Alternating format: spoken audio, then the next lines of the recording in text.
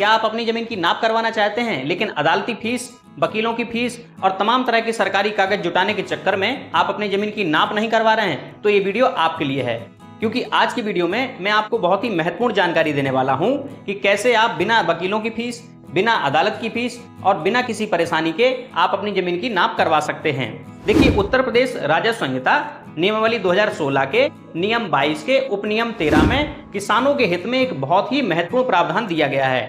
जिसमें यह प्रावधान है, यदि आपकी मेढ़ें वर्षा के कारण, नदी की कटान के कारण या किसी भी कारण से क्षतिग्रस्त हो गई हैं, मौके पे पहचानने योग्य नहीं रह गई हैं, मेढ़ें पूरी तरह से टूट गई हैं, तो आपसी सहमति से संयुक्त रूप से प्रार्थना पत्र देकर के आप अपनी जमीन की नाप करवा सकते हैं। इसके संबंध में 7 जून 2023 को राजस्व परिषद लखनऊ द्वारा भी एक शासनादेश जारी किया गया है, जिसमें यह कहा गया है कि यदि आपसी सहमति से सभी किसान संयुक्त रूप से हस्ताक्षर करके प्रार्थना पत्र देते हैं तो उनकी जमीन की नाप की जा सकती है। और आपसी सहमति से दिए गए प्रार्थना पत्र पर नाप करने के लिए निर्देश दिए गए हैं। अब आपसी सहमति से नाप करवाने के लिए आपको करना क्या पड़ेगा उसको समझिए। सबसे पहले आपकी खतौनी में दर्ज जितने भी सह खातेदार हैं और अगल बगल के खातेदार हैं, संयुक्त रूप से मिलकर के एक प्रार्थना पत्र देंगे।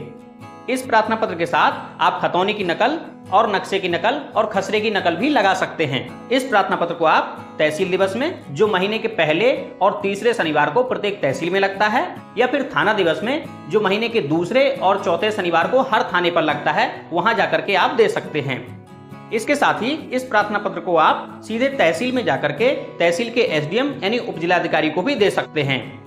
उप जिलाधिकारी द्वारा आपके आवेदन पत्र पर आदेश पारित कर दिया जाएगा, जिसके बाद क्षेत्रीय लेखपाल या कानगो के द्वारा मौके पर जाकर के आपकी जमीनों की नाप की जाएगी और मेढ़ों को चिन्हित किया जाएगा। मेढ़ों को चिन्हित करने के बाद सभी किसानों की उपस्थिति में उनकी सहमति की दशा में एक स्पॉट मेमो तैयार किया जाएगा, जिस पर सभी किसानों का हस्ताक्षर भी करवाया जाएगा, जिसके बाद नाप की रिपोर्ट एसडीएम यानी उप जिलाधिकारी को भेज दी जाएगी।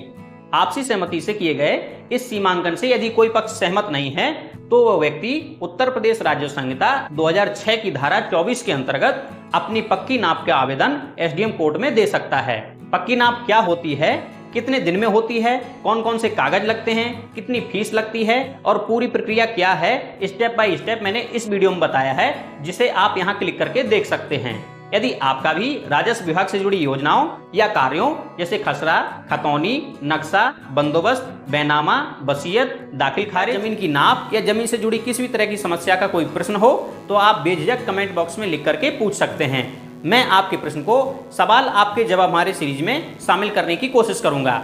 मिलते हैं जल्द ही आपसे किसी नए वीडियो में, तब तक के लिए जय जवान जय किसान।